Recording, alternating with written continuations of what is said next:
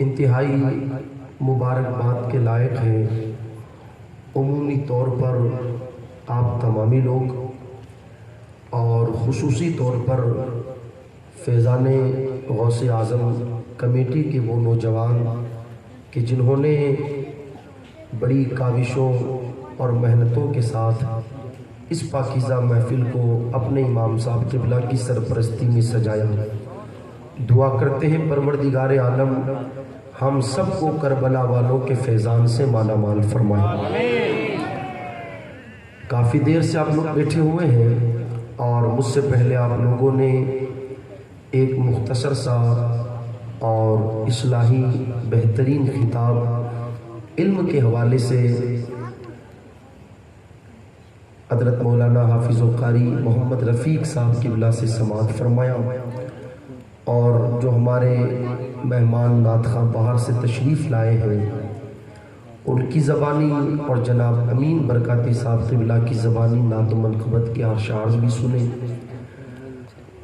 رات کے تقریباً 12 بجنے کو آئے اور اس جلسے کے اختتام کا بھی ایک وقت متعین کیا گیا ہے، تو انشاءاللہ اسی کے قریبی آگے پیچھے میں اپنی بات کو مکمل کرنے کی کوشش کروں گا، لیکن میں بات شروع کروں اس سے پہلے حدیث مبارکہ کی روشنی میں ایک چیز عرض کرتا ہوں، وہ یہ ہے کہ آج ہم اور آپ یہاں بیٹھے ہیں،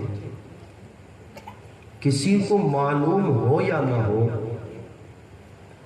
مگر ہمارے یہاں پر جمع ہونے کو کربلا والے ضرور جانتے ہیں، جن کا ہم ذکر کرنے کے لیے یہاں جمع ہوئے ہیں وہ ضرور جانتے ہیں کہ آج فلاں شہر میں، فلاں علاقے میں، فلاں محلے میں، فلاں گلی میں، فلاں باڑے میں ہمارے فلاں غلام ہمارا ذکر کر رہے ہیں۔ آپ کہو گے یہ بات آپ نے ایسے ہی کہہ دیا، اس کا کوئی ثبوت بھی ہے آپ کے پاس؟ ترمذی شریف کی ایک حدیث مبارکہ جس کا ایک حصہ میں عرض کروں آپ کے سامنے، حضرت انس رضی اللہ تعالیٰ عنہ روایت بیان فرماتے ہیں کہ حضور صلی اللہ تعالیٰ علیہ وسلم نے ارشاد فرمایا جب کوئی بندہ 3 مرتبہ اللہ کی بارگاہ میں یہ دعا کرتا ہے مولا تو مجھے جنت دے دے، تو مجھے جنت دے دے، تو مجھے جنت دے دے، تو جنت خدا سے عرض کرتی ہے مولا اسے جنت دے دے۔ سبحان اللہ، نہیں سمجھے شاید آپ، دیکھو آپ خیر نعت خواں کو تو آپ نے سن لیا، لیکن کئی لوگ قادری مسجد میں نماز پڑھتے ہیں جمعہ کی، وہ میرے مزاج سے واقف ہے کہ جب بات نبی کے گھرانے والوں کی ہو تو پھر وہ خاموشی سے نہیں سنی جاتی ہے۔ ہماری کم سے کم اتنی تو ذمہ داری بنتی ہے کہ ہم مکمل بیداری کے ساتھ ان کا ذکر سنیں۔ گرمی کا تو کام آنا ہے، آ کر کے چلے جانا ہے، مگر میں سمجھتا ہوں محرم الحرام کی 10ویں تاریخ کو کربلا کی سرزمین پر جو گرمی برداشت کر کے میرے حسین نے اپنے گھرانے والوں کی قربانیوں کو پیش کیا، اس گرمی کے سامنے یہ گرمی کوئی حیثیت نہیں رکھتی۔ ہم تک دین پہنچ جائے، مصطفیٰ جان رحمت کی شریعت پہنچ جائے، انہوں نے سب کچھ برداشت کیا اس کے لیے، تو کم سے کم ہماری اتنی تو ذمہ داری بنتی ہے کہ ساری چیزوں کو نظر انداز کر کے مکمل بیدار ہو کر ہم کربلا والوں کا ذکر سنیں۔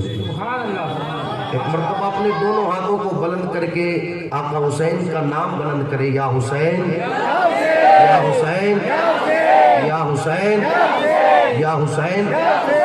اور یہ حسین حسین کرنا ہمارا طریقہ نہیں بلکہ مصطفیٰ جان رحمت کی سنت ہے۔ ایک حدیث مبارکہ ہے، ایک حدیث مبارکہ حضور صلی اللہ تعالیٰ علیہ وسلم ایک حدیث مبارکہ بیان کرنے میں 4 مرتبہ آقا حسین کا نام بیان فرماتے ہیں۔ حالانکہ اگر حضور چاہتے تو ایک بار حسین اعظم کا نام ذکر کر دیا، اس کے بعد آپ ان کے نام کی طرف اشارہ کرنے کے لیے ضمیر کا استعمال کر سکتے تھے، مگر میرے نبی نے ضمیر کا استعمال نہیں کیا، ہر جگہ حسین کے نام کو ذکر فرمایا تاکہ دنیا والوں کو پتہ چل جائے یہ حسین حسین کرنا کسی مولوی کا طریقہ نہیں بلکہ مصطفیٰ جان رحمت کی سنت ہے۔ سبحان اللہ۔ تو خیر عرض یہ کر رہا تھا، جب کوئی بندہ 3 بار خدا کی بارگاہ میں یہ دعا کرتا ہے، مولا تو مجھے جنت دے دے، مولا تو مجھے جنت دے دے، مولا تو مجھے جنت دے دے، تو پھر جنت کیا کہتی ہے؟ مولا اسے جنت دے دے، مولا اسے جنت دے دے۔ کیا سمجھے؟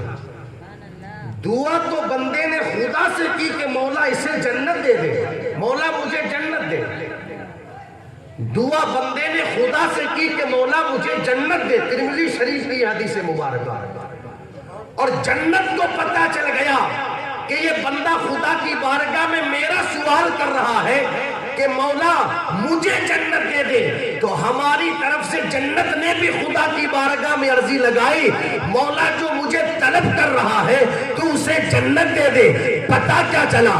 اگر بندہ چاہے مکرانہ، چاہے جے پور، چاہے دلی، کسی جگہ زمین پر بیٹھ کر، مسجد میں بیٹھ کر، اپنے مکان میں بیٹھ کر، 7 تالوں میں بند ہو کر، کمرے کے اندر خدا کی بارگاہ میں دعا کرے مولا مجھے جنت دے دے، تو جنت کو پتہ چل جاتا ہے یار مجھے کہنے دے، جب ہمارے دعا کرنے پر جنت کو پتہ چل سکتا ہے تو نبی فرماتے ہیں حسن و حسین جنتی نوجوانوں کے سردار ہے، تو جب جنت کو پتہ چل سکتا ہے تو جنت کے سرداروں کو بدرجہ اولا پتہ چل سکتا ہے کہ آج کس علاقے میں ہمارے غلام نے ہمارے نام کی محفل سجائی ہے۔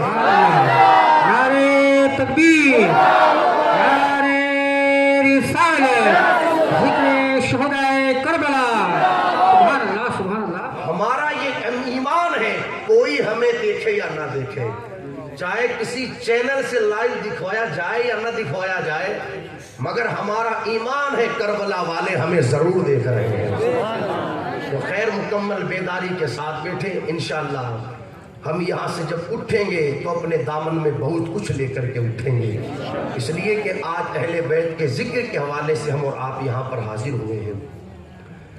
ہم الحمدللہ ثم الحمدللہ اہل سنت والجماعت ہیں، اور ہمارا حال یہ ہے کہ ہم مصطفیٰ جان رحمت صلی اللہ تعالیٰ علیہ وسلم سے نسبت رکھنے والی ہر شے کا ادب کرتے ہیں، ہر شے کی تعظیم کرتے ہیں۔ کیوں؟ اس لیے کہ جس چیز کو میرے نبی سے نسبت ہو جائے پھر وہ چیز معمولی نہیں رہتی بلکہ وہ چیز شان والی ہو جاتی ہے۔ اگر سبزیوں کے اندر میرے آقا صلی اللہ تعالیٰ علیہ وسلم کسی سبزی کو پسند فرما لے تو پھر عام سبزیوں کی طرح ہم اس سبزی کا نام نہیں لیتے، بلکہ حضور نے جس سبزی کو پسند فرما لیا ہم اس کا نام بھی ادب کے ساتھ کدو شریف لیا کرتے ہیں، اس لیے کہ میرے آقا صلی اللہ تعالیٰ علیہ وسلم نے اسے پسند فرما لیا۔ پتہ کیا چلا؟ جس چیز کو مصطفیٰ جان رحمت صلی اللہ تعالیٰ علیہ وسلم سے نسبت ہو جائے وہ چیز معمولی نہیں رہتی بلکہ وہ چیز بھی شان والی ہو جاتی ہے، اور ہم اور آپ اس چیز کا ادب کرتے ہیں، اس چیز کا احترام کرتے ہیں، اس چیز کی عزت کرتے ہیں۔ تھوڑی سی بات اور آسان کروں، اللہ اکبر، آپ نے دیکھا ہوگا ہم اور آپ مصطفیٰ جان رحمت صلی اللہ تعالیٰ علیہ وسلم کی نالین کا نقش کبھی اپنے سر پر لگاتے ہیں، کبھی اپنے سینے پر لگاتے ہیں۔ آپ نے دیکھا ہوگا نا لوگوں کو نالین کا نقش کبھی سر پر لگایا جاتا ہے، کبھی سینے پر لگایا جاتا ہے، اور اللہ اکبر انسان کا انتقال ہونے والا ہو تو انسان گھر والوں سے وصیت کرتا ہے میرے کفن میں کچھ رکھنا یا نہ رکھنا، مصطفیٰ کی نالین کا نقش یہ ضرور رکھ دینا۔ پوچھا گیا آخر بات کیا ہے کہ تم نے اس نالین کے نقش کو کبھی سر پر سجایا، کبھی سینے پر سجایا، کبھی اپنی قبر میں کفن کے اندر رکھنے کی وصیت کی، آخر بات کیا ہے؟ تو اللہ اکبر بتایا گیا اس کی وجہ یہ ہے کہ مصطفیٰ جان رحمت صلی اللہ تعالیٰ علیہ وسلم جو اپنے مبارک پاؤں میں نالین شریف پہنتے تھے اس نالین کے یہ نقش مشابہ ہے، تو ہم نے اس نالین کے نقش نقش کو اپنے سر پر لگایا، سینے پر لگایا، تاکہ ہمارے اوپر اس کی بنیاد پر برکتیں نازل ہو، ہم پر رحمتیں نازل ہو، ہماری پریشانیاں دور ہو جائے، مشکلیں حل ہو جائے، قبر کی ساری تکالیفیں دور ہو جائے۔ اس بنیاد پر اللہ اکبر ہم نے اس نالین کو کبھی سر پر سجایا، کبھی سینے پر لگایا، کبھی قبر کے اندر رکھنے کی وصیت کی۔ میں پوچھنا چاہتا ہوں جس نالین کو سر پر لگایا گیا یہ وہ نالین تو نہیں ہے نا کہ جسے حضور نے اپنے پاؤں میں پہنا؟ اللہ اکبر، وہ نالین دوسری تھی، یہ اس نالین کی طرح کا نقش ہے، اس نالین سے مشابہت رکھنے والا نقش ہے۔ تو آپ مجھے بتائیں، جب حضور کسی نالین کو، حضور کسی اللہ اکبر جوتی شریف کو اپنے پاؤں میں پہن لے تو اس سے مشابہت رکھنے والا نقش برکت کے لیے ہو جاتا ہے، رحمت کے لیے ہو جاتا ہے، تکلیفوں کو دور کرنے کا سبب بن جاتا ہے، پریشانیوں کے اندر بندے کے کام آیا کرتا ہے۔ اب آپ مجھے بتائیں، جب نالین سے مشابہت رکھنے والے نقش کی یہ شان ہے تو جس ذات کا آج ہم ذکر کرنے کے لیے بیٹھے ہیں اس حسین کی شان تو یہ ہے کہ وہ اللہ اکبر کسی اور سے نہیں بلکہ مصطفیٰ جامع رحمت سے مشابہت رکھتے ہیں۔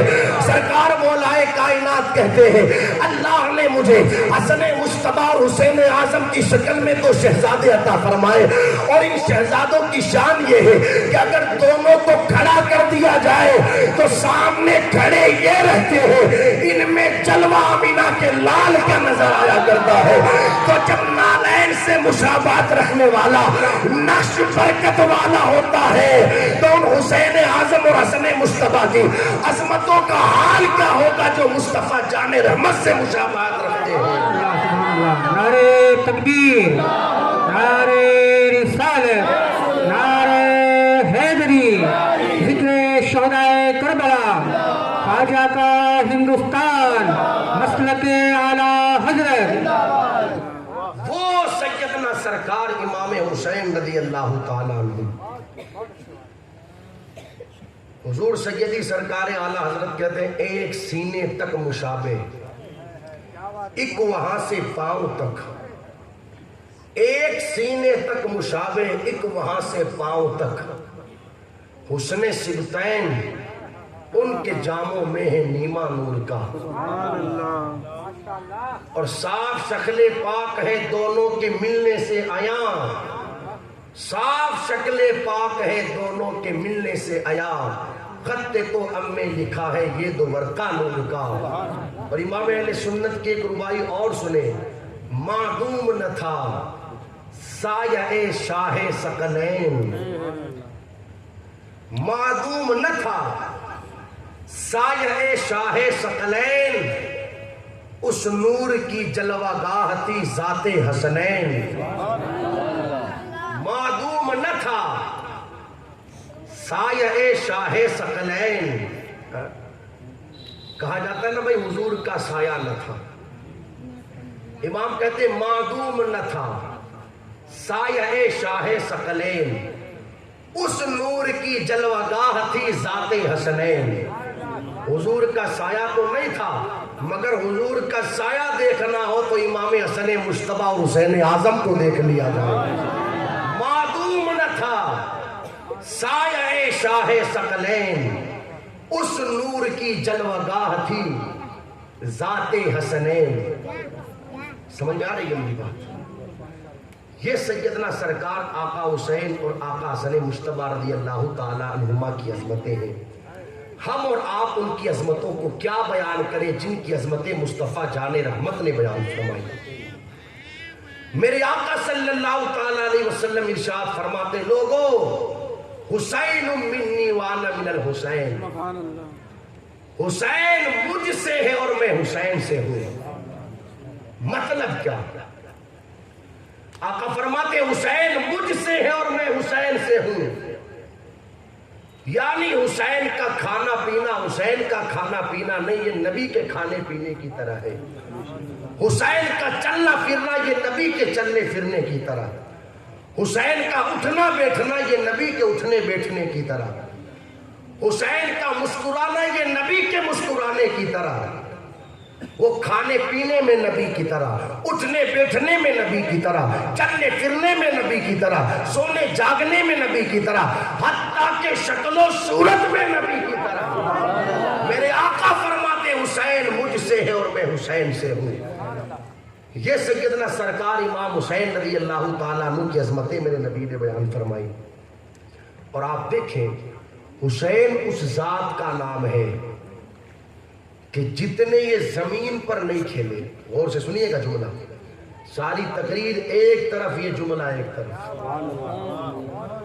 جتنا یہ شہزادے زمین پر نہیں کھیلے، جتنا یہ شہزادے چٹائی اور چارپائی پر نہیں کھیلے، جتنا یہ شہزادے مسجد نبوی کے صحن میں نہیں کھیلے، اس سے کئی زیادہ یہ مصطفیٰ کے کاندھوں پر کھیلے ہیں، اس سے کئی زیادہ یہ شہزادے مصطفیٰ کی گود میں کھیلے ہیں۔ یہ عظمت اللہ نے ان شہزادوں کو عطا فرمائی، تربیت کی میرے نبی نے۔ کس نے کی؟ میرے آقا صلی اللہ تعالیٰ علیہ وسلم نے ان کی تربیت کی۔ اور سبحان اللہ، دیکھو اولاد کسی کو ملتی ہے تو اولاد اللہ کی بہت بڑی نعمت ہے۔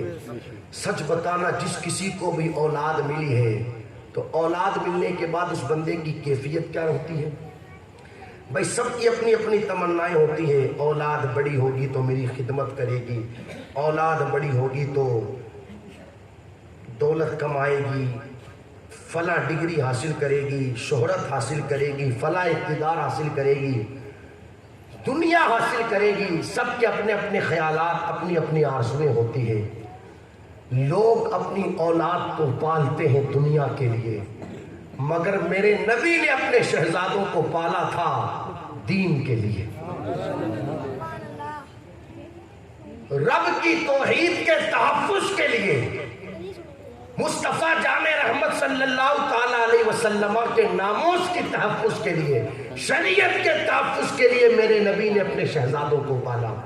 اس کی دلیل کیا ہے؟ جس وقت نجران کے عیسائی حضور علیہ السلام کی بارگاہ میں آئے اور انہوں نے حضور علیہ السلام سے آ کر کے پوچھا کہ بھئی حضرت عیسیٰ کے بارے میں آپ کا کیا عقیدہ ہے، تو حضور علیہ السلام نے فرمایا بھئی کیا عقیدہ ہے، وہ اللہ کے بندے ہیں، اللہ کے نبی ہیں، اللہ کے رسول ہیں۔ تو عیسائیوں نے کہا کہ ہم تو معاذ اللہ انہیں خدا کا بیٹا مانتے ہیں۔ خیر کئی ساری دلیلیں میرے نبی نے انہیں دی مگر وہ مانے نہیں۔ تو رب نے قرآن میں آیت نازل فرما دی، محبوب اب ان سے کہہ دو اب ایک ہی راستہ بچا ہے، تم اپنے بیٹے لے کر کے آؤ، ہم اپنے بیٹے لے کر کے آتے ہیں۔ فَقُلْ تَعَالَوْا نَدْعُوا أَبْنَاءَنَا وَأَبْنَاءَكُمْ وَنِسَاءَنَا وَنِسَاءَكُمْ، تم اپنی عورتیں لے کر کے آؤ، ہم اپنی عورتیں لے کر کے آتے ہیں۔ وَأَنفُسَنَا وَأَنفُسَكُمْ، تم اپنی جانیں لے کر کے آؤ، ہم اپنی جانیں لے کر کے آتے ہیں۔ اور پھر اس کے بعد مباہلہ کیا جائے گا، یعنی ایک دوسرے کے حوالے سے لعنت کریں گے، جو حق پر رہے گا وہ ثابت قدم ہو جائے گا اور جو ناحق رہے گا وہ ہلاک ہو جائے گا۔ میں پوچھنا چاہتا ہوں، بات تو خدا کی توحید کی تھی، یہ بیٹوں کو بلانے کا کیا مطلب؟ بات تو خدا کی توحید ہی کی تو تھی کہ عیسائی یہ کہہ رہے تھے معاذ اللہ حضرت عیسیٰ علیہ السلام خدا کے بیٹے ہیں، تو بات تو خدا کی توحید کی تھی۔ یہ کیوں کہا جا رہا ہے تم اپنے بیٹے لے کر کے آؤ، ہم اپنے بیٹے لے کر کے آتے ہیں، تم اپنی عورتیں لے کر کے آؤ، ہم اپنی عورتیں لے کر کے آتے ہیں، تم اپنی جانیں لے کر کے آؤ، ہم اپنی جانیں لے کر کے آتے ہیں؟ حالانکہ بات خدا کی توحید کی تھی۔ میرا رب چاہتا تو انہیں ہلاک فرما دیتا، انہیں تباہ کر دیتا، مگر محبوب سے یہ بیٹے کیوں منگوائے جا رہے ہیں؟ تاکہ دنیا کو پتہ چل جائے سب نے اپنی اولاد کو پالا دنیا کے لیے، مگر محبوب نے شہزادوں کو پالا ہے تو رب کی توحید کے تحفظ کے لیے۔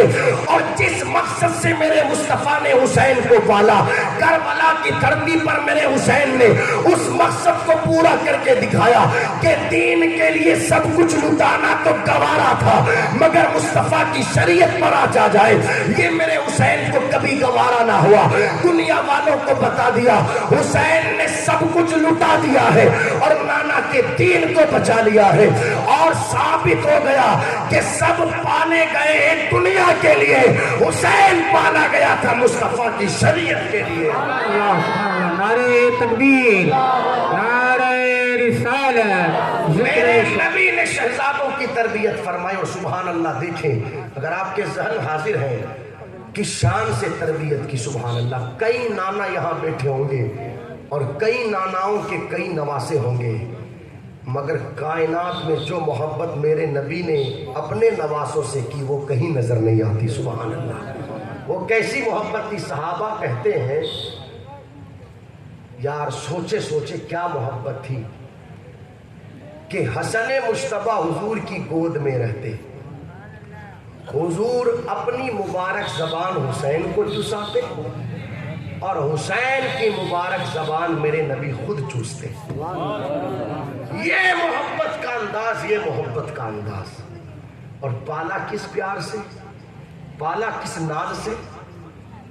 کبھی تکلیف نہیں ہونے دی میرے نبی نے حسنین کریمین کو. جب بھی رونے کی آواز آتی تشریف لے جاتے, ارشاد فرماتے فاطمہ کیا بات ہے, کیوں شہزادے روتے ہیں؟ شہزادوں کو نہ رلایا کرو, اس لیے کہ جب حسنین روتے ہیں تو مجھے تکلیف ہوتی ہے. یہ محبتوں کا انداز تھا.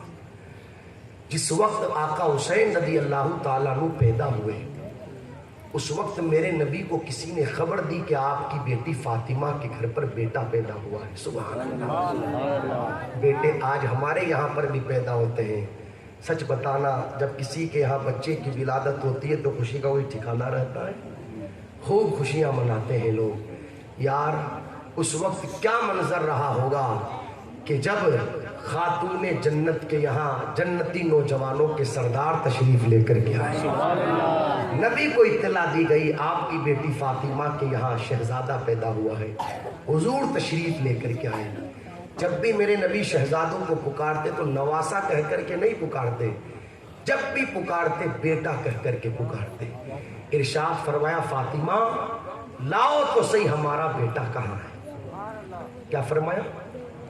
لاؤ تو صحیح ہمارا بیٹا کہاں ہے. جب شہزادے کو لا کر کے نبی کی گود میں دیا گیا, میرے آقا صلی اللہ تعالیٰ علیہ وسلم نے پوچھا علی اس کا نام کیا رکھا ہے؟ تو عرض کرتے ہیں یا رسول اللہ آپ کے ہوتے ہوئے میری مجال کیا ہے کہ میں نام رکھوں, میں تو انتظار کر رہا تھا کہ آپ آئیں گے تو نام رکھیں گے. ویسے میں سوچتا ہوں کہ اس کا نام حرب رکھ دیا جائے. نبی نے فرمایا علی اس کا نام حرب نہیں رکھیں گے, اس کا نام حسین رکھیں گے. اور یہ وہ نام ہے, یہ وہ نام جس طرح میرے نبی سے پہلے کم و بیش 1,24,000 انبیاء کرام دنیا میں تشریف لائے, مگر کسی کا نام محمد نہیں رکھا گیا. اللہ نے یہ نام اپنے محبوب کے لیے چھپا کر کے رکھا. جس طرح نبی کا نام نبی سے پہلے کسی کا محمد نہیں رکھا گیا, حضور کی آمد کے بعد حضور کا نام محمد رکھا گیا, اسی طریقے سے حسنین کریمین کی آمد سے پہلے حضرت آدم سے لے کر کے ان تک کسی کا نام حسن اور حسین نہیں رکھا گیا, بلکہ ان ناموں کو خدا نے چھپا کر کے رکھا. اور جب یہ شہزادے پیدا ہوئے تو اللہ اکبر ان شہزادوں کا نام حسن اور حسین رکھا گیا. ان سے پہلے کوئی حسن اور حسین نام کا نظر نہیں آتا, ان کا ہی نام حسن اور حسین رکھا گیا. یہاں پر ایک سوال کیا گیا کہ آخر خدا نے ان ناموں کو کہاں چھپا کر کے رکھا؟ تو ایک مفکر جواب دیتے ہیں کہ اللہ نے ان ناموں کو محبوب کے سینے میں چھپا کر کے رکھا, محبوب کے سینے میں چھپا کر کے رکھا. شہزادوں کی آمد سے پہلے کسی کے نام حسن اور حسین نہیں رکھے گئے. کتنا پیارا نام رکھا حضور نے, حسین. آج بھی کئی لوگ آتے امام صاحب کوئی نام بتاؤ, گجب گجب لوگ نام رکھتے ہیں, اللہ خیر فرمائے. نام رکھیں اہل بیت کے نام پر نام رکھیں, نام رکھیں صحابہ کے نام پر نام رکھیں. سمجھ میں آ رہی ہے؟ جیسے کسی کو نام بتایا جاتا ہے نا کہ یار لڑکی پیدا ہوئی ہے تو رکھ لو فاطمہ, رکھ لو عائشہ, رکھ لو خدیجہ, تو کہتے ہیں حضرت فاطمہ نام کی ہے ہماری فلاں خالہ کی بیٹی ہے, فلاں پھوپھی کی بیٹی ہے. تو کیا ہو جاتا ہے تیرا یا تیرے اگر تیرے گھر میں 2 بچیاں فاطمہ نام کیا جائے, کیا ہو جاتا ہے؟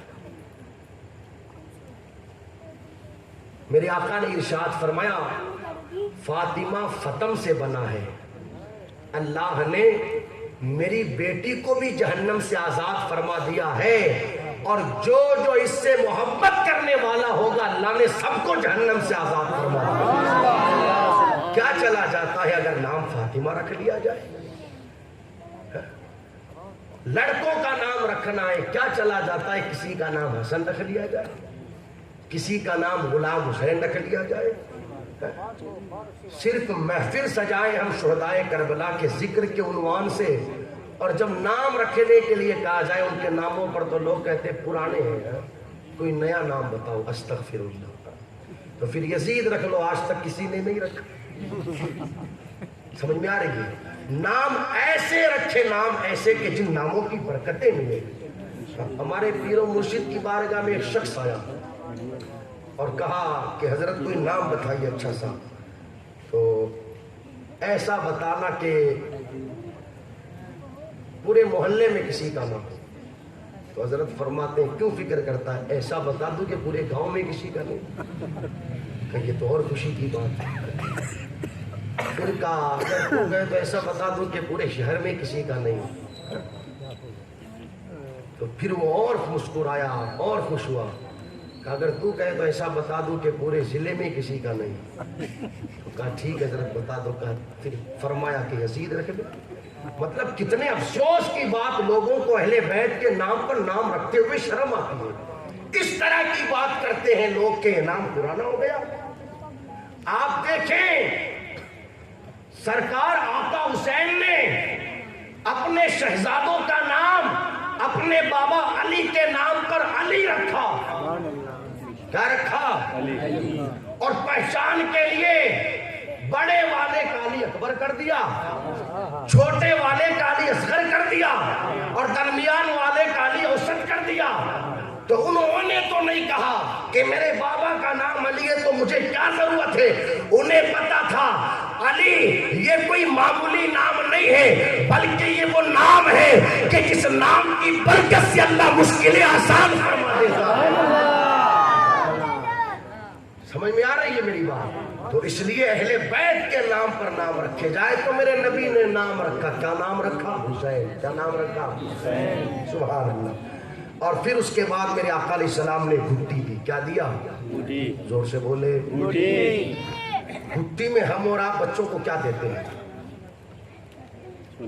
دکان سے شہد کی ڈبی منگواتے ہیں اور شہد دیا جاتا ہے گھٹی کے اندر بچوں کو۔ شہد ہوتا کیا ہے؟ مدھو مکھی مختلف قسم کے پھولوں پر جاتی ہے، باغوں میں بیٹھتی ہے، وہاں سے رس چوستی ہے اور چوس کر چھتے پر آتی ہے اور آ کر کے الٹی کر دیتی ہے۔ کیا کر دیتی ہے؟ الٹی۔ الٹی کا مطلب جسے چوسا تھا اسے نگل دیتی ہے، یہی تو ہوتا ہے الٹی۔ وہ بنتا ہے پھر شہد، مگر اس میں یہ میٹھاس اور یہ ساری برکتیں کہاں سے آتی ہے سنا ہوگا آپ نے، مگر محبت کے لیے سن لے۔ پورے راستے وہ مدینے والے پر درود پڑھتی ہے۔ کیا کرتی ہے؟ پورے راستے مصطفیٰ جان رحمت پر درود پڑھتی ہے۔ تو اس شہد کے اندر یہ برکتیں آ جاتی ہے کہ وہ کئی بیماریوں کے اندر لوگوں کے لیے شفا کا کام کرتا ہوا نظر۔ تو ہمارے اور آپ کے بچوں کو گھٹی میں یہ دیا جائے۔ اب حسنین کریمین کو گھٹی دی گئی تو کیا دیا گیا؟ میرے نبی نے اپنا مبارک لعاب دہن گھٹی کے اندر حسین اعظم کے منہ میں داخل فرمایا۔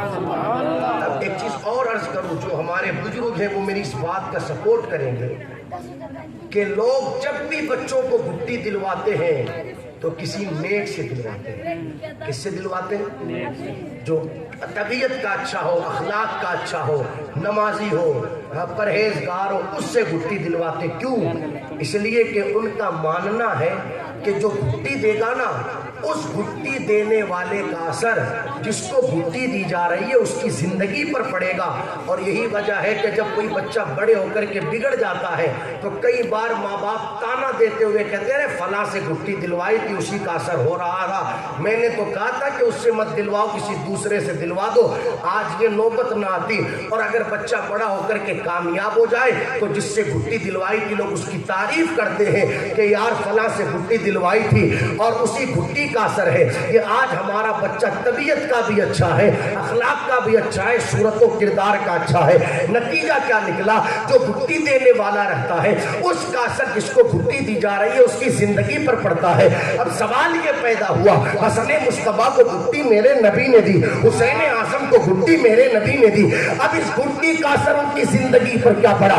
علماء بیان فرماتے ہیں دو اثر ان کی زندگیوں پر مصطفیٰ جان رحمت صلی اللہ تعالیٰ علیہ وسلم کی اس گھٹی کے بنیادی طور پر ہوئے. ایک ظاہری اثر ہوا, دوسرا باطنی اثر. ظاہری اثر کیا ہوا؟ ظاہری اثر یہ ہوا کہ سر سے لے کر کے سینے تک حسن مصطفیٰ نبی کے مشابہ تھے اور سینے سے لے کر کے پاؤں تک حسین نبی کے مشابہ تھے. یہ ظاہری اثر اس گھٹی کا ہوا. اور باطنی اثر یہ ہوا کہ حسین کسی کنویں میں تھوک دیتے ہیں تو کھارے کنویں کو اللہ تعالیٰ ان کے تھوک کی برکت سے میٹھا فرما دیتا ہے. لوگ کہتے ہیں یار آج 14 گھنٹے کا روزہ ہو, ہماری تو حالت خراب ہو جاتی ہے. حالانکہ ہم نے سحری بھی کی ہے, شام کو افطار بھی کیا ہے, مگر اس کے بعد بھی حالت یہ ہے بار بار سر پر پانی ڈالنا پڑتا ہے, بار بار کولر کے سامنے جا کر کے بیٹھنا پڑتا ہے. 14 گھنٹوں کے اندر پیاس کی بنیاد پر لوگوں کی حالت بگڑنے لگتی ہے. 7 تاریخ کو حسین اعظم پر پانی بند کیا گیا, 7 تاریخ کو حسین اعظم پر پانی بند رہا, 8 تاریخ کو پانی بند رہا, 9 تاریخ کو پانی بند رہا. اللہ اکبر 10 تاریخ کو میرے حسین نے اسی پیاس کی حالت میں اپنی شہادت کا نذرانہ خدا کی بارگاہ میں پیش کیا. اور جب آپ اللہ اکبر میدان کربلا میں گھوڑے پر سوار ہو کر کے روانہ ہوئے تو دنیا دیکھ کر کے فیصلہ نہیں کر پا رہی تھی کہ 3 دن کی پیاس کے باوجود بھی پھر بھی چہرے کے اوپر جھریاں نہیں ہے, پھر بھی چہرہ مرجھایا ہوا نہیں ہے, بلکہ اللہ اکبر پھر بھی چہرہ حساس بشاس نظر آ رہا ہے. آخر وجہ کیا ہے؟ 14 گھنٹے کے روزے کے اندر لوگوں کی حالت خراب ہو جاتی ہے تو نتیجہ یہی نکلے گا. یہ تو 3 دن گزرے ہیں, اگر 30 دن یا 3 مہینے بھی گزر جاتے پھر بھی میرے حسین کے چہرے پر جھریاں نہیں پڑتی. کیوں؟ اس لیے کہ یہ اسی گھٹی کا اثر تھا جو مصطفیٰ جان رحمت نے حسین کو عطا فرمایا. یہ اسی گھٹی کی برکتیں ہیں, اسی گھٹی کی برکتیں. یہ تو 3 دن ہیں, اگر 3 مہینے بھی گزر جاتے پھر بھی چہرہ ویسا کا ویسا نظر آتا. تو ظاہری اثر بھی گھٹی کا ہوا, باطنی اثر بھی حضور نے گھٹی دی. پھر کیا کیا؟ پھر اذان لگائی. سبحان اللہ. کیا لگائی؟ زور سے بولو. ایک کان میں اذان دی اور ایک کان میں تکبیر کہی. شاید آپ محسوس نہیں کر پا رہے, محسوس کریں وہ منظر کیا ہوگا. گود میں حسین اعظم ہے اور میرے آقا علیہ الصلوۃ والسلام ایک کان میں اذان دے رہے ہیں, دوسرے میں تکبیر کہہ رہے ہیں. آج کسی کے گھر پر کسی کے بچے کے کان میں اذان دینے کے لیے پیر صاحب آ جائیں تو انسان بڑا خوش ہوتا ہے, یار ہمارے گھر ہمارے بچے کے کان میں اذان دینے کے لیے پیر صاحب آئے. انسان خوش ہوتا ہے نا. باضابطہ فیس بک پر ڈالے گا, واٹس ایپ پر ڈالے گا, اسٹیٹس لگائے گا اور پھر بار بار چیک بھی کرے گا کتنے لوگوں نے دیکھا کہ ہمارے گھر پر پیر صاحب آئے تھے. کیا کرنے کے لیے؟ اذان دینے کے لیے. کسی کے یہاں سید صاحب آ جائے تو انسان پھولا نہیں سماتا. سبحان اللہ. ہمارے یہاں سید صاحب آئے بچے کے کان میں اذان دینے کے لیے, اور بڑا ہونے کے بعد بچہ کہتا بھی ہے ارے تو جانتا ہے فلاں سید صاحب کو؟ ہاں, انہوں نے میرے کان میں اذان لگائی تھی. آج اگر کسی کے کان میں پیر صاحب اذان لگائے, سید صاحب اذان لگائے, اچھی بات ہے, انسان پھولا نہیں سماتا. میں قربان نہ ہو جاؤں حسین اعظم کی عظمتوں پر جن کے کان میں اذان دینے کے لیے مصطفیٰ تشریف لائے. وہ مصطفیٰ تشریف لائے، وہ مصطفیٰ جو مقصد کائنات ہے، مقصد تخلیق کائنات ہے، جن کے پیچھے نماز پڑھنے کا انتظار مقصد اقسام میں کم و بیش 1,24,000 انبیاء کرتے ہیں، وہ مصطفیٰ جان رحمت تشریف لے کر کے آئے کان میں اذان دینے کے لیے۔ ایک کان میں اذان دی، دوسرے میں تکبیر کہی۔ میرا وجدان کہتا ہے کہ جس وقت اذان لگائی جا رہی ہوگی، تکبیر پڑھی جا رہی ہوگی، مسکرا کر کے بچپن ہی کے عالم میں بزبان حال میرے حسین نے کہا ہوگا، نانا جان آپ کا شکریہ، آپ اپنے گھر سے میرے یہاں اذان دینے کے لیے تشریف لے کر کے آئے۔ وعدہ کرتا ہوں اس اذان کی کربلا کی دھرتی پر ایسی نماز پڑھ کر کے دکھاؤں گا کہ نہ مجھ سے پہلے کسی نے ایسی نماز پڑھی ہوگی، نہ قیامت تک میرے بعد کوئی ایسی نماز پڑھنے والا آئے گا۔ دنیا کی نگاہوں نے دیکھا اس اذان کا کربلا کی دھرتی پر میرے حسین نے وہ حق ادا کر کے دکھایا کہ کربلا کی سرزمین پر سر کو سجدے میں جاتے ہوئے تو سب نے دیکھا، مگر سر کو سجدے سے اٹھتے ہوئے کسی نے نہیں دیکھا۔ دنیا میں لوگوں نے کئی سجدے کیے، کسی کی سجدے میں تسبیح 3 مرتبہ رہی، کسی کا سجدہ 5 تسبیح کا ہوا، کسی کا سجدہ 7 تسبیح کا، 11 تسبیح، 15 تسبیح کا ہوا۔ ہو سکتا ہے کسی نے اتنا لمبا سجدہ کیا ہو کہ پوری رات گزر گئی، کسی کا سجدہ پورے دن کا سجدہ ہوا ہو، مگر قربان حسین تیری عظمتوں پر، قربان حسین تیرے سجدے کی عظمتوں پر، سر کو میرے حسین نے کربلا میں رکھا تھا۔ آج بھی حسین اعظم سجدے کی حالت میں ہے، سر کو سجدے میں رکھا کربلا میں، اور اٹھائیں گے میدان محشر میں۔ دنیا والوں کو بتا دیا سجدے تو سب نے کیے، تیرا نیا انداز ہے، تو نے وہ سجدہ کیا جس پر خدا کو ناز ہے۔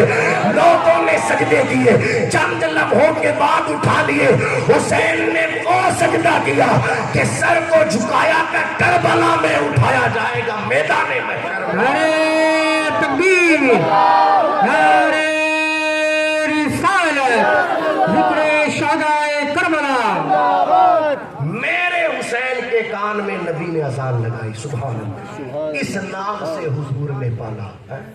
اللہ اکبر۔ بھی ایک روایت پڑھ رہا تھا میں، ایک بار سرکار مولائے کائنات کہتے ہیں کہ حضور علیہ السلام ہمارے گھر پر قیام فرما رہے تھے، شہزادے چھوٹے تھے، بچپنا تھا شہزادوں کا۔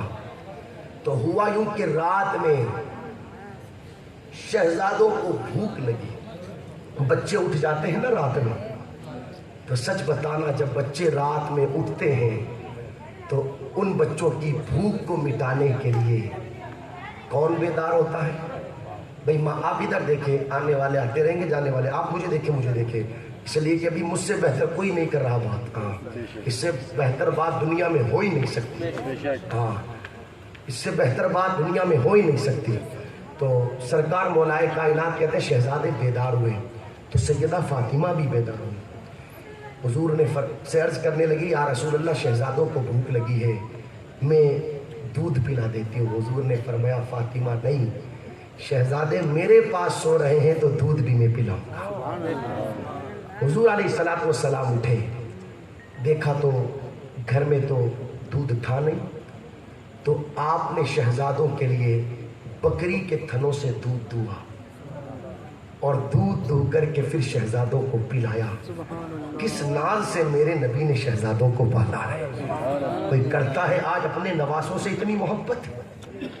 میرے نبی نے اس ناز سے شہزادوں کو پالا، سبحان اللہ۔ اور کائنات کی ہر چیز میرے حسین کا ناز اٹھاتی ہے، ہر چیز نے حسین کا ناز اٹھایا۔ ہرنی جنگل میں اپنے بچے کے بغیر رہنا تو گوارا کر سکتی ہے، مگر حسین کی آنکھوں میں آنسو آ جائے یہ اسے گوارا نہیں۔ ایک بار زبان سے نکل گیا سیدہ زہرا کے کہ فکر نہ کرو، عید کے لیے تمہارے جوڑے کل آ جائیں گے۔ اللہ اکبر۔ فرشتوں کا سید جبرائیل، جس کا کام نبیوں کے پاس اللہ کا پیغام لے کر کے آنا ہے، مگر آج وہ آئے ہیں، سیدہ کا دروازہ کھٹکھٹایا ہے، مگر فرشتوں کے سردار بن کر کے نہیں آئے، اہل بیت کے درزی بن کر کے آئے ہیں۔ پوچھا گیا کون آیا ہے تو کہتے ہیں اہل بیت کا درزی آیا ہے، کیا لے کر کے آئے ہو؟ عید کے لیے شہزادوں کے جوڑے لے کر کے آئے ہیں۔ پتہ کیا چلا؟ حسنین ان نوازوں کو کہا جاتا ہے کہ فرشتوں کا سید جبرائیل بھی ان کے ناز اٹھاتا ہوا نظر آتا ہے۔ یہ حسنین کریمین کی عظمتیں ہیں، یہ ان کا مقام ہے، یہ ان کے مرتبے ہیں۔ ہم اور آپ ان کی عظمتیں کیا بیان؟ آپ ایمانداری سے مجھے بتاؤ، جن شہزادوں کو حضور نے کاندھوں پر بٹھایا، پھر آپ مجھے بتاؤ ان شہزادوں کی عظمتوں کا کون اندازہ لگا سکتا؟ حضور نے کاندھوں پر بٹھایا، کاندھوں پر بٹھایا۔ آپ مجھے کوئی تاریخ میں ایسا بندہ بتائے تو صحیح کہ جس کو حضور نے زبان چسائی اور جس کی زبان حضور نے چوسی۔ کوئی ایسا بتائے تو صحیح شہزادوں کے علاوہ۔ کیا عظمت اللہ نے حسنین کریمین کو، ہم سمجھے ہی نہیں کہ آقا حسن اور آقا حسین کہتے کسے ہیں۔ ہم نے تو صرف محرم الحرام کا چاند دیکھا، 2-4 دن گزرے، گھروں سے ڈھول نکال لیے اور انہیں پیٹنا شروع کیا، گلیوں کے اندر ہلڑ بازیاں کی، بدتمیزیاں کی، بے حیائیاں کی۔ سوچا یہی حسین کی محبت ہے۔ یہ حسین کی محبت نہیں، یہ تو حسین کے نام پر کھلواڑ ہے، یہ تو حسین اعظم کے ساتھ غداری ہے، یہ تو حسین اعظم رضی اللہ تعالیٰ عنہ کے ساتھ دغا بازی ہے۔ اسی کو حسین کی محبت کہیں گے کہ تیری نماز کا پتہ نہیں اور تم نماز اور اذان کے وقت ڈھول پیٹ رہا ہے۔ اسی کو حسین کی محبت کہیں گے کہ تو گلیوں کے اندر شریعت کے خلاف کام کرتا ہوا نظر آ رہا ہے۔ میں بات کو اختتام کی طرف لے جاؤ، اس لیے کہ وقت ہوا چکتا ہے۔ میرا حسین کربلا گیا کیوں تھا؟ آپ نے کبھی غور کیا، کبھی سوچا؟ مقصد ایک ہی تھا۔ یزید جو تھا وہ اللہ کے حلال کو حرام اور حرام کو حلال کرنا چاہتا تھا۔ حسین نے کہا سب ہو جائے گا مگر یہ نہیں ہونے دیا جائے گا، حتیٰ کہ اگر بیٹے دینے پڑے تو دے دیے جائیں گے، بھانجے قربان کرنے پڑے تو کروا دیے جائیں گے۔ 21 سال کا بھتیجا اگر قاسم بھی دینا پڑا تو دے دیا جائے گا۔ یہ کوئی معمولی بات نہیں ہے دوستو، کبھی احساس کیا کرو ان کی قربانیوں کا۔ یار 5 سال بیٹا پڑھتا ہے نا ڈاکٹر کی پڑھائی، تو ماں باپ بیٹھ کر کے کہتے ہیں کوئی معمولی بات تھوڑی ایسے پڑھائی کر لینا۔ میرے بیٹے نے رات کو 2-2, 3-3 بجے تک جاگ کر پڑھائی کی ہے، تجھے تیرے بیٹے کی 5 سال کی پڑھائی کی جو محنت ہے اس کا تو احساس ہے، ہونا بھی چاہیے، مگر کربلا والوں کی قربانیوں کا کوئی احساس نہیں۔ جب جانے لگے نا حسین میدان کربلا میں، تو بھتیجے قاسم آ گئے سامنے اور کہا چچا جان میرے ہوتے ہوئے میں آپ کو جانے نہیں دوں گا۔ حسین فرماتے ہیں شہزادے تو میرے بھائی حسن کی نشانی ہے، میں تجھے کیسے ضائع کر سکتا ہوں؟ جب بھائی حسن کی یاد آتی ہے تجھے دیکھ لیتا ہوں تو دل کو ٹھنڈک مل جاتی ہے، تجھے کیسے جانے کی اجازت دے دوں؟ جناب قاسم کہتے ہیں ایک بات سنیں آپ میری۔ آقا حسین نے فرمایا ٹھیک ہے شہزادے کہو کیا کہنا چاہتے ہو؟ تو کہتے میرے بابا جان نے مجھے ایک تعویذ دیا تھا اور کہا تھا کہ جب کوئی سخت پریشانی آ جائے تو اس تعویذ کو کھول کر کے دیکھ لینا۔ میں سمجھتا ہوں اس سے بڑی پریشانی کا اور کون سا موقع ہوگا کہ آج بھتیجے کے ہوتے ہوئے چچا حسین کربلا جانے کی بات کر رہے ہیں۔ تعویذ کو کھولا گیا تو وہ کوئی تعویذ نہیں تھا، وہ ایک رقعہ تھا، وہ ایک پیغام تھا، وہ ایک خط تھا۔ اس میں لکھا ہوا تھا بیٹا قاسم خبردار کبھی بھائی حسین پر کوئی پریشانی آ جائے تو خدارا حسین بھائی کو اکیلا نہ چھوڑنا، بلکہ اپنے آپ کو حسین اعظم کے قدموں پر قربان کر دینا۔ جب یہ تحریر یہ رقعہ حسین اعظم کو دکھایا گیا تو آنکھوں میں آنسو آ گئے اور ارشاد فرمایا میرا بھائی کتنا پیارا تھا، جس نے اپنی ظاہری زندگی میں بھی میرا خیال رکھا اور دنیا سے چلے جانے کے بعد بھی میرا کس قدر خیال رکھا. خیر پھر اس کے بعد جناب قاسم رضی اللہ تعالیٰ عنہ کو میدان کربلا جانے کی اجازت دی گئی. دوستو ان قربانیوں کا احساس تو کرو یاروں. ایسے ایسے تیر نبی کے گھرانے کے شہزادوں پر چلائے گئے جو انسانوں پر نہیں چلائے جاتے تھے بلکہ شکار کے لیے جانوروں پر چلائے جاتے تھے. اور اللہ اکبر کن پر چلائے گئے؟ 6 ماہ کے علی اصغر پر وہ تیر چلایا گیا. آپ سوچے تو صحیح جب حسین کے اس لاڈلے شہزادے پر وہ تیر چلا ہوگا تو حسین اعظم کے کلیجے پر کیا گزری ہوگی. مگر میرے حسین نے سب کچھ گوارا کر لیا, سب کچھ برداشت کر لیا, ساری تکلیفوں کو اٹھا لیا. کیوں؟ اس لیے کہ سب دے دیا جائے گا مگر نانا کی شریعت پر آنچ نہیں آنے دی جائے گی. مصطفیٰ جان رحمت صلی اللہ تعالیٰ علیہ وسلم کے قانون کو پامال نہیں ہونے دیا جائے گا. اللہ تعالیٰ کے حکموں کے خلاف ورزی نہیں کی دی جانے لگے گی, نہیں کی دی جائے گی. اللہ اکبر سب کچھ لٹا دیا مگر اللہ کے حکموں کا تحفظ حسین نے کیا, مصطفیٰ کی شریعت کا تحفظ حسین نے کیا, اسلام کا تحفظ حسین نے کیا.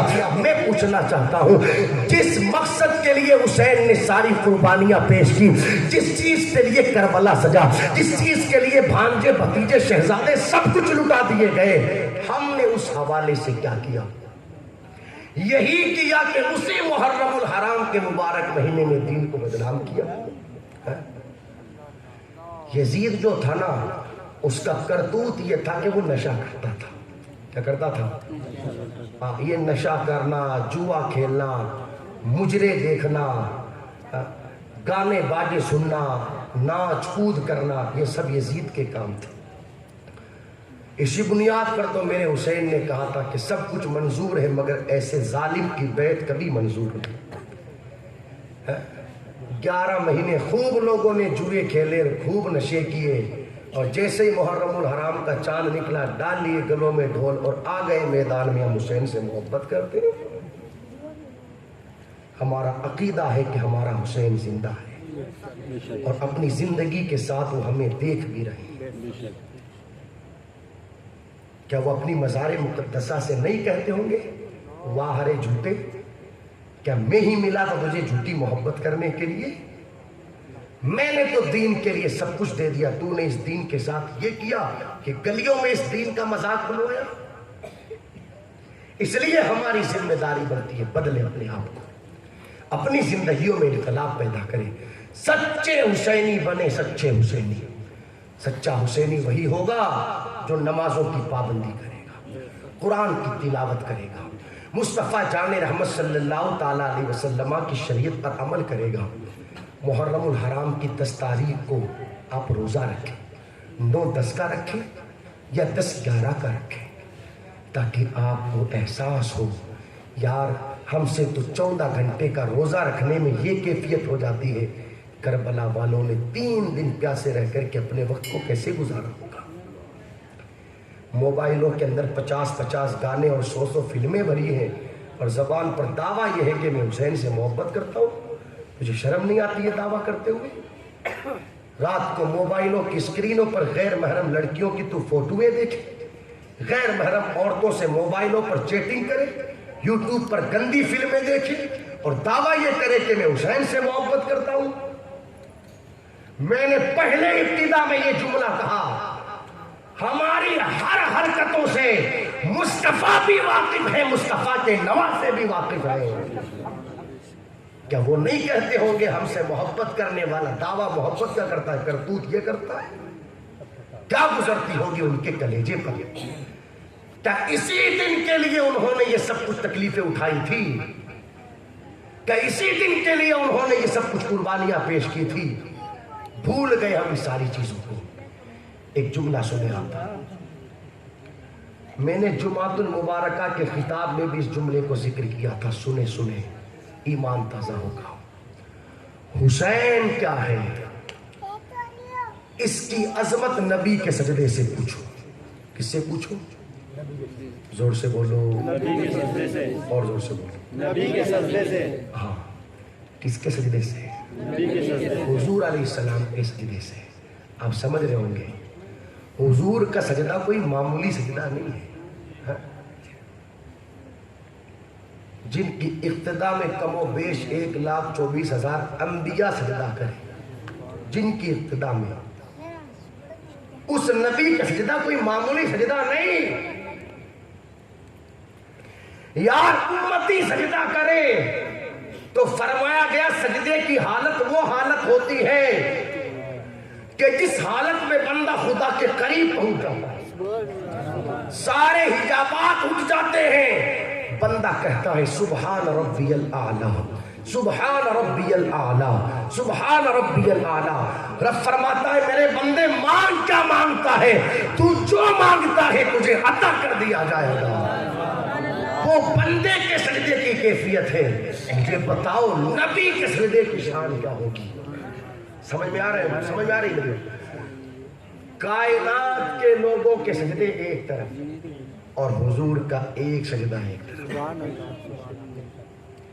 وہ ان کا سجدہ ہی تو ہے کہ قیامت میں سر سجدے میں رکھا جائے گا تو رب کہے گا محبوب سر کو اٹھاؤ، تم نے خوب سجدے کیے، سر کو اٹھاؤ محبوب، مانگو کیا مانگتے ہو تمہیں دیا جائے گا، سوال کرو کس چیز کا کرتے ہو عطا کیا جائے گا، شفاعت کرو کس کی کرنا چاہتے ہو بخشا جائے گا۔ یہ محبوب کے سجدے کی شان، آپ سمجھ رہے ہیں میری بات؟ حضور علیہ السلام کا سجدہ، مگر سجدے میں حسنین کریمین آ کر کے نبی کی پشت پر بیٹھ گئے، سبحان اللہ۔ اب جب شہزادے پشت پر آ کر کے بیٹھے، بھائی تسبیح کتنی بار پڑھتے ہو آپ لوگ؟ سجدہ کرتے ہو کتنی بار؟ 5 بار نہیں پڑھتے لوگ آج کل، 3 بار میں اگر امام صاحب 5 بار پڑھ لے تو پیچھے سے آواز آتی ہے لمبا ہو رہا ہے سجدہ، ذرا سجدے کو سر سے اٹھاؤ۔ یہ لوگوں کی کیفیت ہے، قیام تھوڑا سا لمبا کر دو، دعا لمبی کر دو یا تقریر لمبی کر دو، کچھ بھی اگر آپ دینی کام تھوڑا سا لمبا کر دو تو یہ لوگوں کی کیفیت ہونے لگتی ہے۔ پتہ نہیں جس طرح وہ چھری چلنے کے بعد مرغی پھڑپڑاتی ہے نا، ویسے لوگ پھڑپڑانے لگتے ہیں، پتہ نہیں کیا لوگوں کی طبیعتیں ہو گئی۔ لیکن خیر، عرض یہ کر رہا تھا حضور نے سجدہ کر رکھا ہے اور پشت پر ہیں شہزادے، 3 بار تسبیح، 5 بار تسبیح، 7 بار تسبیح، شہزادے حضور کی پشت پر ہیں، تسبیح پر تسبیح۔ صحابہ کہتے ہیں ہم نے سوچا یا اللہ کیا ہوا؟ ایک صحابی رسول نے اپنے سر کو سجدے سے اٹھایا اور اٹھا کر کے دیکھا، بھائی دیکھیں تو صحیح بات کیا ہے، حضور سجدے سے سر کیوں نہیں اٹھا رہے؟ جب سر اٹھا کر کے دیکھا تو دیکھا کہ شہزادے پشت پر بیٹھے ہیں، پھر انہوں نے سر کو سجدے میں رکھ لیا۔ علماء بیٹھے ہیں، پوچھے آپ سے ان سے مسئلہ، اگر کوئی سجدے میں ہو اور امام صاحب 3 بار تسبیح کی جگہ 5 بار یا 7 بار پڑھ دے اور کوئی مقتدی سر کو اٹھا کر کے دیکھ لے امام صاحب کا حال کیا ہے، تو پھر اس کی نماز رہے گی یا نہیں رہے گی؟ کوئی امام صاحب کو اٹھ کر کے دیکھ لے کیا نماز رہے گی؟ مگر صحابی رسول نے سر کو سجدے سے اٹھایا اور اٹھا کر کے حضور کو دیکھا، پھر سجدے میں چلے گئے۔ تاریخ میں کہیں یہ جملہ نہیں ملتا کہ حضور نے ان سے کہا ہو کہ تمہاری نماز چلی گئی یا انہوں نے اپنی نماز دہرائی ہو۔ آخر بات کیا ہے؟ نتیجہ یہ نکلے گا، سر کو سجدے سے اٹھایا اور دیکھا، مگر دیکھا تو کسے دیکھا؟ اللہ اکبر، کسی اور کو نہیں، کعبے کے کعبے کو دیکھا، جس محبوب کے ذریعے نماز ملی، اس مصطفیٰ جان رحمت کو دیکھا، جنہوں نے نماز پڑھنے کا سلیقہ دیا، اس محبوب کو دیکھا۔ ارے ہاں ہاں، ہم تو یہ کہتے ہیں اگر خیال میں حضور آ جائے تو بندے کی نماز مقبول ہو جاتی ہے، اور بندہ اگر ظاہری آنکھوں سے نماز میں حضور کو دیکھ لے تو بھلا اس کی نماز کی مقبولیت کا کون اندازہ لگا سکتا ہے؟ شہزادے سجدے کی حالت میں حضور کی پشت پر، حضور نے سجدے سے سر نہیں اٹھایا، کافی دیر کے بعد جب سر اٹھایا، نماز مکمل کی تو صحابہ کہتے ہیں یا رسول اللہ علیہ السلام شہزادے بیٹھ گئے تھے، اٹھایا کیوں نہیں سر؟ اللہ اکبر، سنے میرے نبی نے فرمایا، ارشاد فرماتے ہیں اس لیے کہ اگر اٹھاتا تو شہزادے گر جاتے، دیکھو نماز میں بھی میرے نبی کو حسین کا کتنا خیال ہے. آج ہم نے حسین کا کتنا خیال رکھا. نماز چھوڑ کر کے حسین کے دل کو تکلیف پہنچانے والوں، داڑھیوں پر اس طرح چلا کر کے حسین کو تکلیف پہنچانے والوں، جوئے کے اڈے آباد کر کے حسین کو تکلیف پہنچانے والوں، شراب سے، افیون سے، گولیوں سے، ہیروئن سے، گانجے سے نشہ کر کے حسین کو تکلیف پہنچانے والوں، ہم نے صرف حسین کو تکلیف نہیں پہنچائی. میرے نبی نے فرمایا جس نے حسین کو راضی کر لیا اس نے نبی کو راضی کر لیا، اور جس نے نبی کو راضی کر لیا اس نے خدا کو راضی کر لیا، اور جس نے خدا کو راضی کر لیا اللہ اسے جنت میں داخل فرما دے گا، اور جس نے حسین کو ناراض کر دیا اس نے مصطفیٰ کو ناراض کر دیا، اور جس نے مصطفیٰ کو ناراض کر دیا اس نے خدا کو ناراض کر دیا، اور جس نے خدا کو ناراض کر دیا اللہ اسے جہنم میں داخل فرما دے گا. آپ دیکھیں نبی نے نماز میں حسین کا اتنا خیال رکھا. ہمیں کتنا خیال رکھنا چاہیے؟ ہمیں کتنا خیال رکھنا چاہیے؟ ہمیں کتنا خیال. اس محفل سے اٹھنے کے بعد جتنے میرے بھائی یہاں بیٹھے ہیں، اگر کسی کے موبائل میں گندگی ہے خدا نہ نکال دینا. ہاں اپنے موبائل میں رکھو تو حسین اعظم کے روزے کا نقشہ رکھو، سبحان اللہ، تاکہ صبح دیکھو تو حسین کی یاد آئے، دوپہر میں دیکھو تو حسین کی یاد آئے، شام کو دیکھو تو حسین کی یاد آئے. اور حسین کو یاد کرنا یہ بھی میرے نبی کی سنت ہے. ہاں مصطفیٰ جان رحمت صلی اللہ علیہ وسلم جب بھی تشریف لاتے یہی کہتے شہزادے کہاں ہے، شہزادے کہاں ہے. گود میں بٹھاتے، کاندھوں پر بٹھاتے، اپنی پشت پر سوار کرتے. تو خیر عرض یہ کر رہا تھا، بات کافی دور نکل رہی ہے. حسین کی عظمت کیا ہے یہ نبی کے سجدے سے پوچھو. کس سے پوچھو بھائی؟ نبی کے سجدے نے بتا دی نا کہ حسین کی عظمت کیا ہے. سر اٹھایا نہیں سجدے سے، نبی نے بتا دی حسین کی عظمت کیا ہے. اور سجدے کی عظمت کیا ہے یہ پھر کربلا کے حسین سے پوچھو.